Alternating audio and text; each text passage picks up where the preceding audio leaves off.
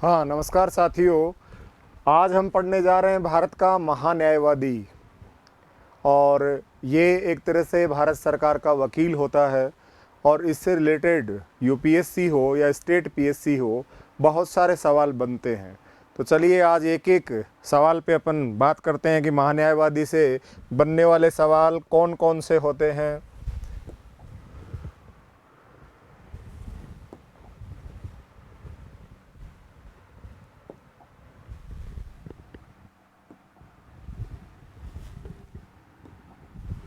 अतः टॉपिक हम ले रहे हैं भारत का महान्यायवादी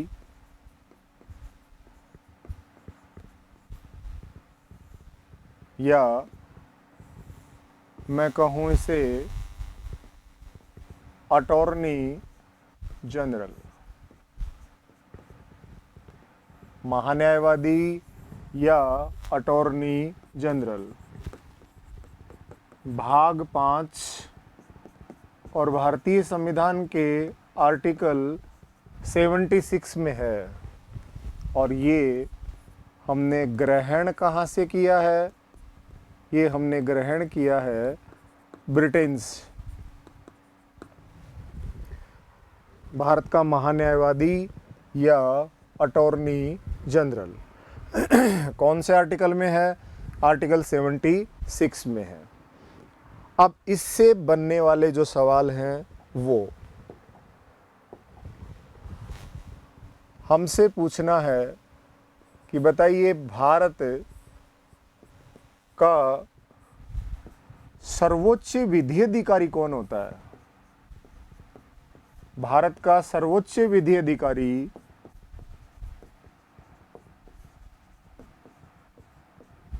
या प्रथम विधि अधिकारी, प्रथम विधि अधिकारी या कहे कि भारत सरकार का वकील कौन है?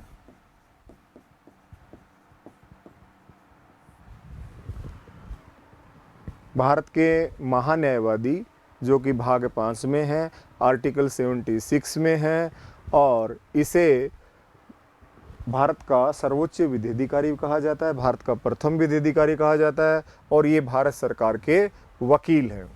और इसकी नियुक्ति आप सब जानते हैं कौन कर रहा है? राष्ट्रपति कर रहा है। नियुक्ति कर रहा है राष्ट्रपति। अब अगला सवाल हमसे पूछ लेगा कि बताइए महान्यायवादी बनने के लिए योग्यता क्या होगी? किस व्यक्ति को आप महान्यायवादी बनाओगे? तो उच्चतम न्यायालय, सुप्रीम कोर्ट का न्यायाधीश बनने योग्य कैसा व्यक्ति हो? सुप्रीम कोर्ट का न्यायाधीश बनने योग्य व्यक्ति, अर्थात कागजी योग्यता कहूँ कि 10 वर्ष वकालत। लेकिन वास्तव में प्रधानमंत्री की नज़र में वह व्यक्ति कानून का बहुत ही अच्छा जानकार हो, यानी बहुत ही अच्छा कानूनविद हो, जिसे सुप्रीम कोर्ट में और अच्छा अनुभव है और कानून के बारे में विस्तार से जानता है, उस व्यक्ति को। और प्रधानमंत्री जिस दल के हैं वो उस दल को सपोर्ट करने वाले हों। कहने का तात्पर्य प्रधानमंत्री के विश्वास पात्र व्यक्ति को महान्यायवादी बनाया जाएगा। ऐसे तो 10 साल वकालत हर किसी को हो गई, होने को मैं भी लो हूँ 2004 का, लेकिन ऐसे हर किसी को अटॉर्नी जनरल नहीं बनाया जाएगा। अब आपसे पूछे कि इसका कार्य क्षेत्र क्या है, कि बताइए महान्यायवादी का कार्य क्षेत्र संपूर्ण भारत का न्यायालयी क्षेत्र, संपूर्ण भारत का न्यायालयी क्षेत्र संपूर्ण भारत के न्यायालयी क्षेत्र का मतलब है एक सुप्रीम कोर्ट और 25 हाई कोर्ट। जहाँ जहाँ आप भारत सरकार को चैलेंज करेंगे वहाँ वहाँ ये वकालतकर्ता पाया जाएगा भारत सरकार की ओर से, क्योंकि है ही क्या, भारत सरकार का वकील। अब यदि आपसे पूछे कि इसका कार्यकाल क्या है, ध्यान रखना कार्यकाल कॉन्स्टिट्यूशन में तो लिखा हुआ है, संविधान में लिखा हुआ है राष्ट्रपति के प्रसाद पर्यंत, प्लेजर ऑफ द प्रेसिडेंट। इसका मतलब क्या हुआ, अनिश्चित, अर्थात सरकार के अस्तित्व तक, सरकार के अस्तित्व तक, राष्ट्रपति के प्रसाद पर्यंत अनिश्चित सरकार के अस्तित्व तक ये काम करेगा। सरकार के साथ ही अटॉर्नी जनरल आता है और सरकार के साथ ही चला जाता है।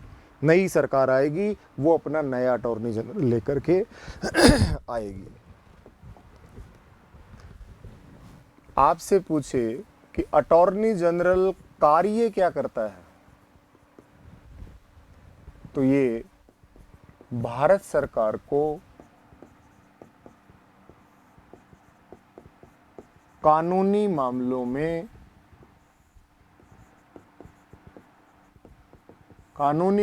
में सलाह एवं सहायता करता है। इस वजह से ये क्या कहलाता है, भारत सरकार का वकील। किसको कानूनी सलाह देगा, भारत सरकार को। आपसे पूछे क्या ये संसद की बैठक में भाग ले सकता है, यस, भाग ले सकता है, लेकिन मत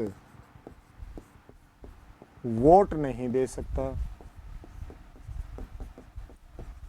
वोट नहीं दे सकता।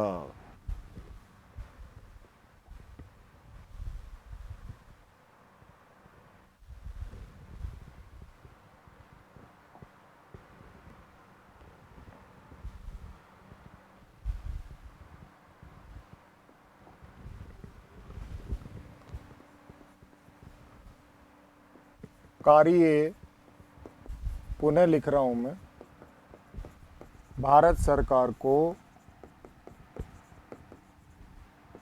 कानूनी मामलों में सलाह एवं पैरवी, न्यायालय में पैरवी करेंगे। संसद की बैठक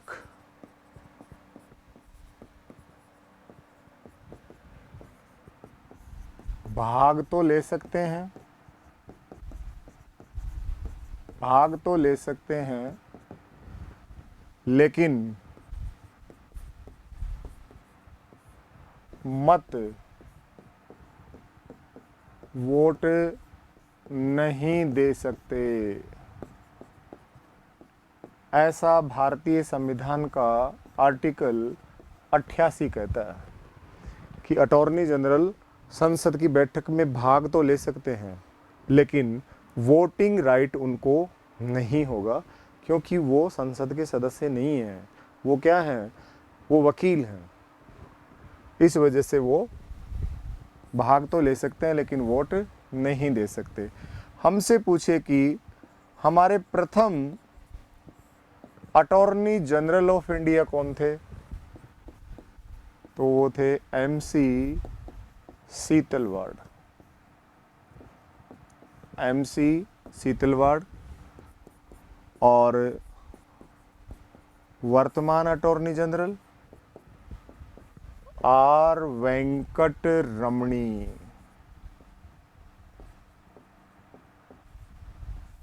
आर वेंकट रमणी।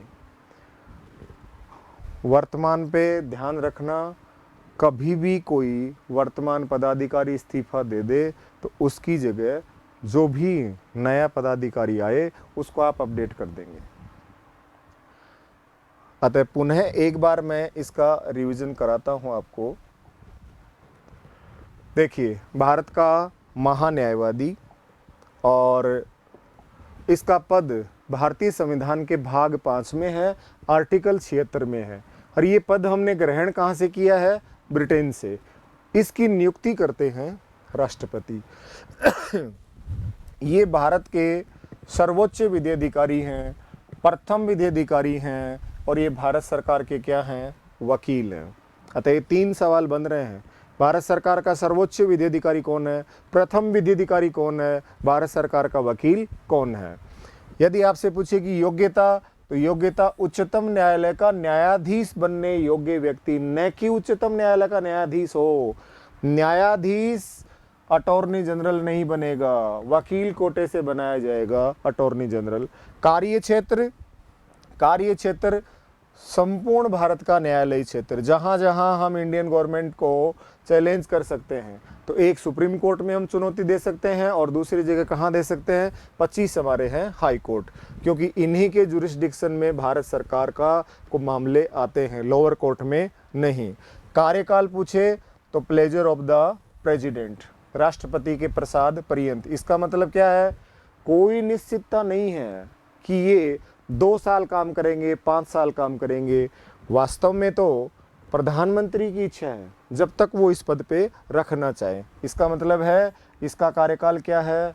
अनिश्चित है और सरकार के साथ ही आता है, सरकार के साथ ही चला जाता है। इट मीन्स सरकार के अस्तित्व तक ये पद पर बना रहेगा। कार्य क्या करेगा? भारत सरकार को कानूनी मामलों में सलाह देगा और पैरवी करेगा। पैरवी करने का मतलब भारत सरकार को डिफेंड करना है, कहाँ? सुप्रीम कोर्ट में। बचाव करेगा भारत सरकार का, भारत सरकार की तरफ से जवाब पेश करना है। क्या ये संसद की बैठक में भाग ले सकता है? यस, भाग तो ले सकता है, लेकिन मत नहीं दे सकता, वोट नहीं दे सकता। कारण? क्योंकि ये मेंबर ऑफ पार्लियामेंट नहीं है। भारतीय संविधान का वह कौन सा आर्टिकल है जो अटॉर्नी जनरल को पार्लियामेंट में भाग लेने की अनुमति तो देता है, लेकिन उसे वोटिंग राइट नहीं देता? वो आर्टिकल 88 है। इसी में मंत्री का भी मामला है। मंत्री हो, प्रधानमंत्री हो, वो किसी भी सदन में बैठ तो सकते हैं, लेकिन वोट वो अपने सदन में आकर के देंगे। लेकिन अटॉर्नी जनरल तो किसी भी सदन का सदस्य नहीं होता। इसका एक सहयोगी और होता है अटॉर्नी जनरल का, और वो सहयोगी होता है भारत का महाधिवक्ता। भारत का महाधिवक्ता, और जिसे कहा जाता है solicitor general of India. Solicitor general of India, ये अटॉर्नी जनरल के क्या हैं? सहयोगी हैं। और इस अटॉर्नी जनरल की नियुक्ति, ध्यान रखना, 3 वर्ष के लिए। अटॉर्नी जनरल की नियुक्ति 3 साल के लिए कौन करता है? विधि मंत्रालय करता है। विधि मंत्रालय, न कि राष्ट्रपति। अटॉर्नी जनरल की नियुक्ति, महान्यायवादी की नियुक्ति तो राष्ट्रपति करते हैं, लेकिन भारत के महाधिवक्ता सॉलिसिटर जनरल ऑफ इंडिया की नियुक्ति राष्ट्रपति नहीं करते। और इनकी नियुक्ति 3 वर्ष के लिए होती है। कितने वर्ष के लिए होती है? 3 साल के लिए। ये अटॉर्नी जनरल के सहयोगी हैं। एजी लिख दिया है शॉर्ट में मैंने, अटॉर्नी जनरल के सहयोगी। अब हमसे पूछे कि प्रथम first solicitor general of India कौन थे, तो सी के दफ्तरी थे। सी के दफ्तरी हमारे first solicitor general of India थे और वर्तमान सॉलिसिटर जनरल ऑफ इंडिया हैं तुषार मेहता।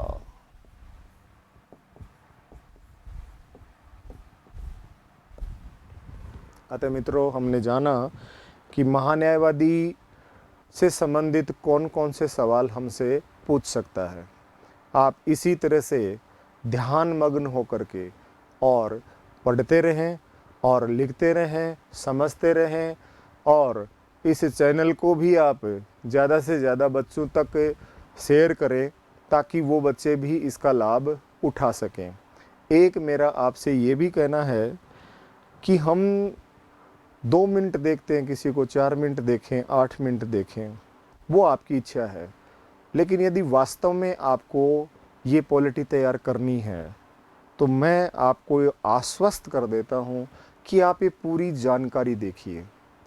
मैं आपको ये पूर्ण रूप से विश्वास दिलाता हूँ कि जो मैं यहाँ पढ़ाने जा रहा हूँ, जो पढ़ा रहा हूँ, उससे बाहर अभी कुछ भी